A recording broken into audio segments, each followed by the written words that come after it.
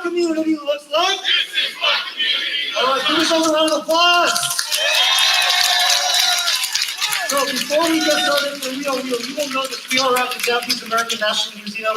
They have been so gracious in allowing us to gather here today and opening up this space. So before we start anything, we are going to have a quick introduction and a quick welcome from them. So please give it up for Bill Fujioka, who is a member of the Board of Trustees of the Japanese American National Museum.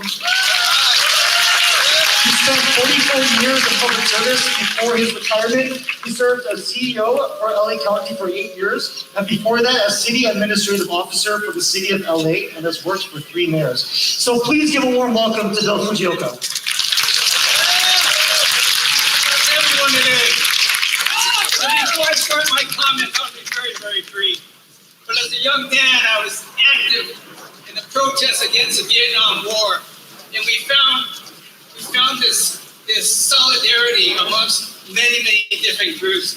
And to see you here, especially this younger generation, I gotta tell you, it just warms my heart. On behalf of the Japanese American Museum, I want to welcome you to our campus. The museum, we call it JANM, the acronym. Our mission is to promote understanding and appreciation of the history and the contributions of Japanese American, which represents just one segment of the Asian American Pacific Islander community. The JAA history includes the wrongful incarceration of 120,000 Japanese that was fueled by racial animus and discrimination. And in fact, where you stand today is where they brought the community, they put them on buses to take them to the concentration camps. This is the ground where that happened. Today we stand in solidarity with members of the larger Pacific Islander community to speak out against the rising tide of hatred and violence. But sadly, these incidents of racial hatred are not new to the members of our AAPI community. For every Asian immigrant, the echoes of racism has been constant since we came to America. As a child, a day rarely passed where I wasn't called a Jap, and a week didn't pass where I wasn't beat up because I was Japanese and a Japanese American. As I grew older, it was my hope that the AAPI community would find a greater level of acceptance and respect because of our contributions and accomplishments here in the United States. Now, the political vitriol and incendiary language has created an environment where hate crimes against Asians have rose 150%, folks. In the past year, members of the Asian American Pacific Islander community, especially our elders, almost me, have been subjected to horrific acts of deadly violence, and businesses and cherished landmarks have been vandalized. I myself people have come up to me and called me and said I brought the virus to this country. I couldn't tell you right now in front of this crowd what I told them, but it was something pretty moment. Today, we gathered together, shoulder to shoulder, with members of the AAPI communities to stand united to condemn the acts of racism and violence in the strongest terms. However, we can't do this alone. We call on all communities, white, African American, Latino, Native American, LGBTQ, everyone to stand with us, to speak up, to say something. We also ask our elected leaders at all levels of government to take aggressive actions to protect our communities. Ignoring it, denying its existence, or refusing to speak up is almost as bad as participating in this disgusting behavior. Please, I ask all of you to join the AAPI community to confront these atrocities. God bless you. Come on. Peace. So here one more time for Bill Fujioka.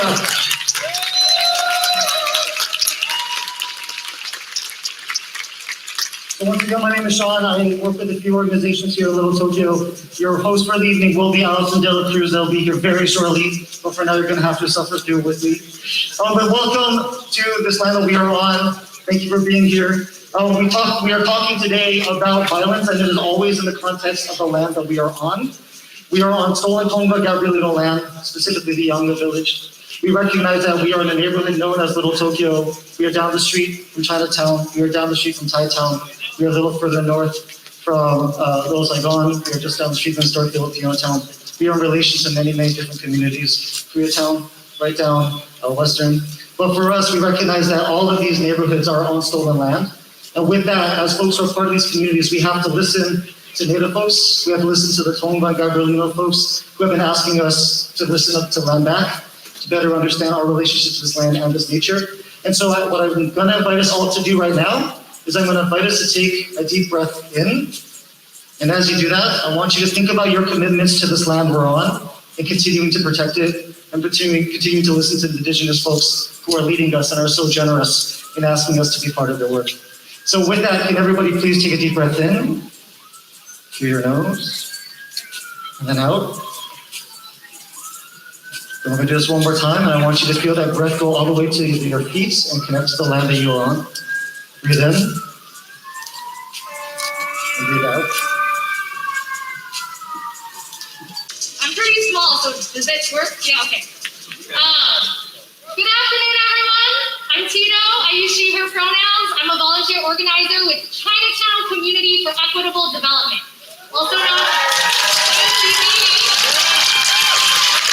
We are an all-volunteer, multi-generational, multi-ethnic, grassroots organization building power for community control in Chinatown. I want to acknowledge that folks coming here today are coming here with a lot of feelings. Grief is a different process for everyone. There's shocking pain, anger, sadness, perhaps guilt. Today we process and make space for all of those feelings. Hopefully the combined efforts of all of today's speakers will move us through the hopelessness of grief into power. On behalf of CCED, among our offerings to you is frankly anger. Anger at the societal problems surrounding these racist incidents. Because of the work and the relationships that CCED is grounded in, our understanding of the violence our communities face is broad. We invite everyone to join us in thinking broadly about the systems we live in, how the systems devalue the lives and dignity of our people, how the system makes these attacks and so much more violence possible, and how it does not have to be this way. So today, we're here in community together to build. We are building on the long tradition of the Asian American revolutionary movement. If we take a look at our collective history, we know that hate is nothing new. Don't get me wrong, these attacks are tragic.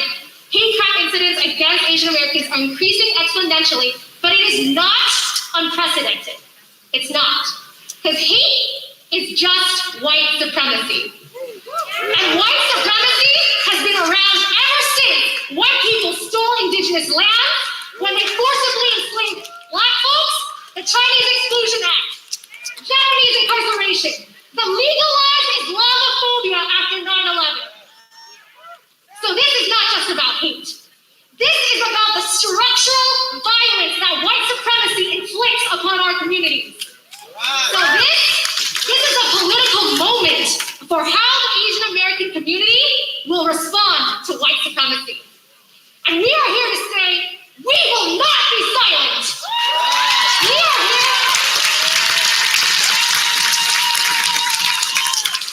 We are here to show that we are organized, we are politicized, and we are ready to fight and demand what our community needs. At least that's why I'm here. And I hope y'all will join me beyond the moment and help me in building the movement. Because I have to tell you, I am so fucking pissed. I have been pissed that our elders have experienced increased violence for an entire year now. I've been pissed for the entire fucking pandemic because our community has been left to suffer. But I'm particularly extra pissed this month. Because I asked myself, why are these incidents of anti-Asian violence only picking up traction now? With the media and all the middle class and wealthy Asian Americans. Why now? Well,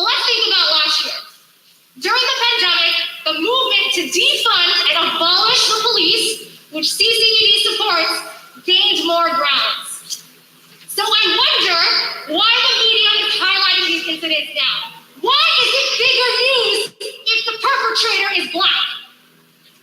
I ask you to reflect upon our community's anti-Blackness.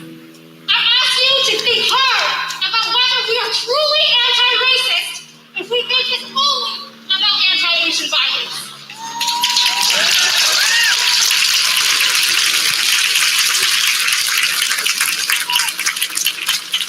It is not a coincidence that this media bubble is happening so soon after Black abolitionists took steps to successfully begin defunding the police.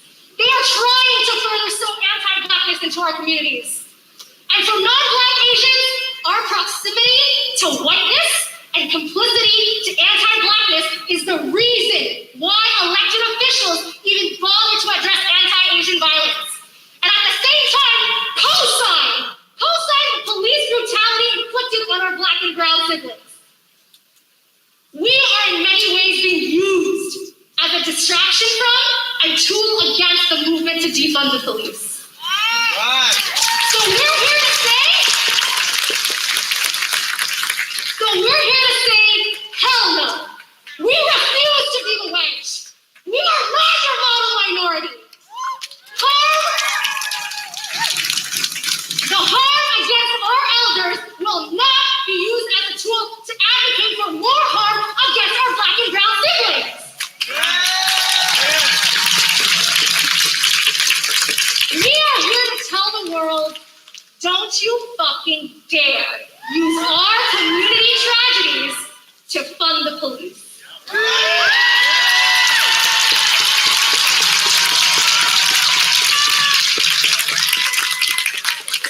So we are here to absolutely reaffirm our solidarity with Black liberation movements.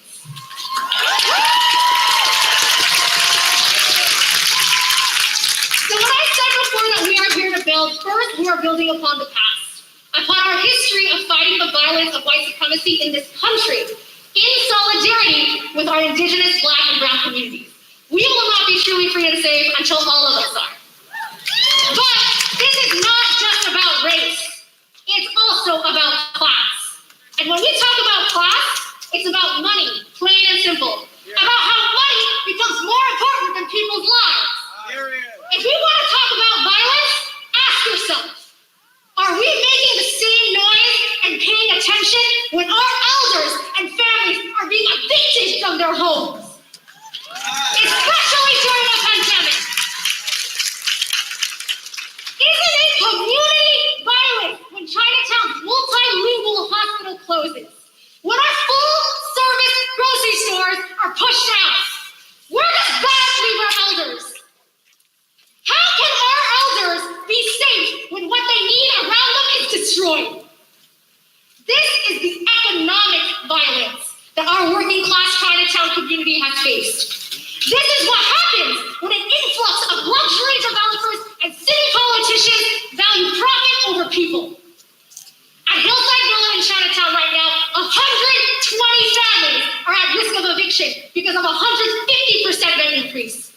At 920 Everett, 5 families are fighting off greedy landlord Victoria Vu, who wants to collect $15,000 of back rent during the pandemic. At 651 Broadway, another slumlord, who is also Asian, constantly harasses his tenants and refuses to improve the dire conditions of the building. Meanwhile, the publicly funded private security force in Chinatown, run by the developers and landlords of the Business Improvement District, do things like drive out our local urban musicians, harass our elder street vendors, and our houseless community members. This is gentrification. And it's not just white people, it's rich Asians inflicting this violence. Gentrification is killing our people and our communities. And I'm not being metaphorical. And as a Hillside Villa tenant said at a protest last week, eviction is death. Gentrification is the influx of middle-class amenities and people at the expense of working-class communities. They call it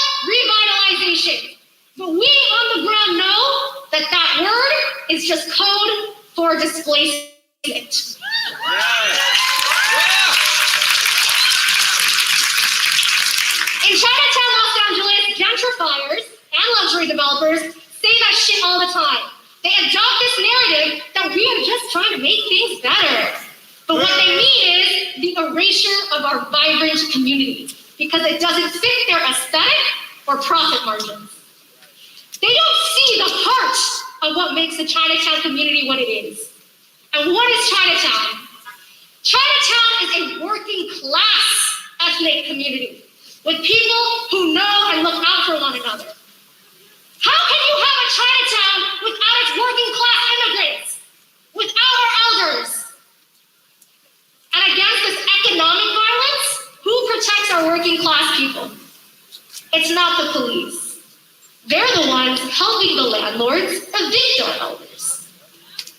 Did you know the LAPD police budget, right? The LAPD budget is $3 billion.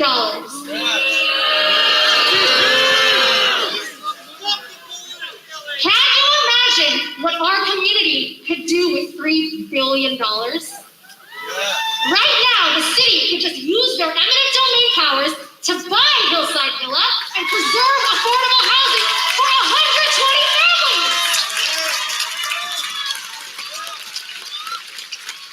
That money, it can be used for public health.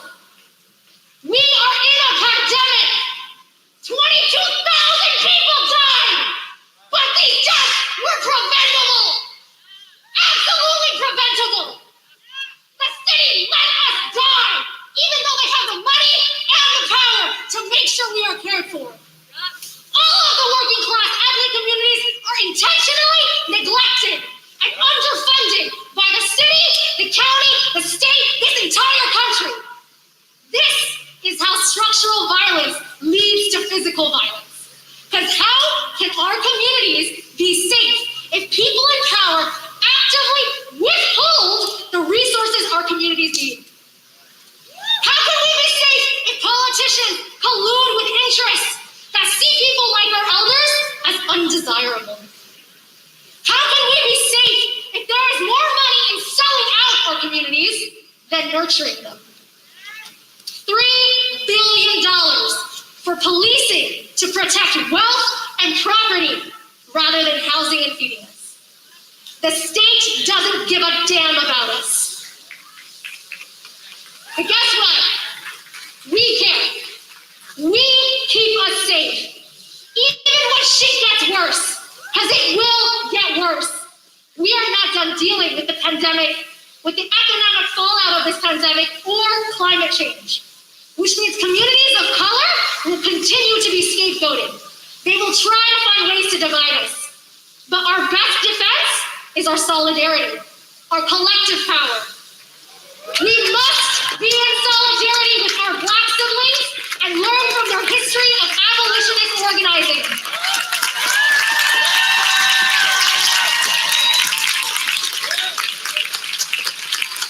We must practice mutual aid, community care, and in this particular point in history, eviction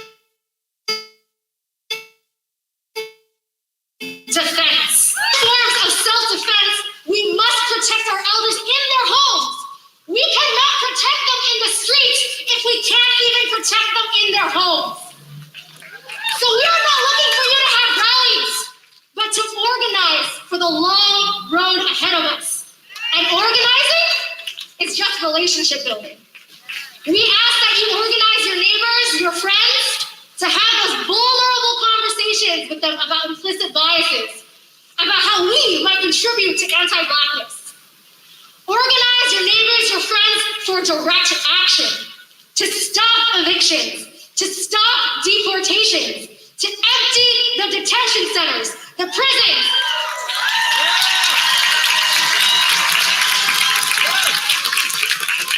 To also remove U.S. military bases from other countries and then burn them down.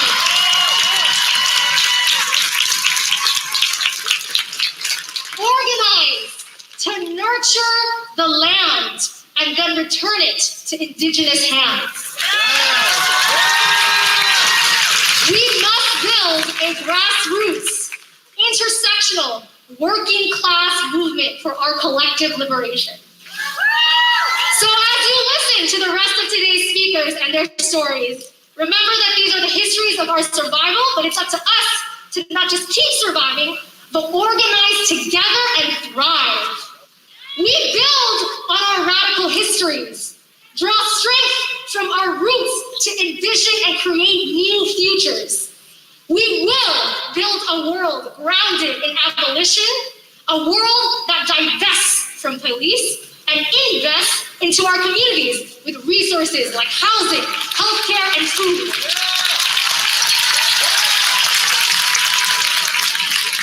We do have the tools.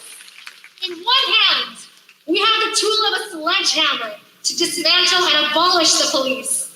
And in the other hand, we have the seeds of care. So let's do this together. Thank you.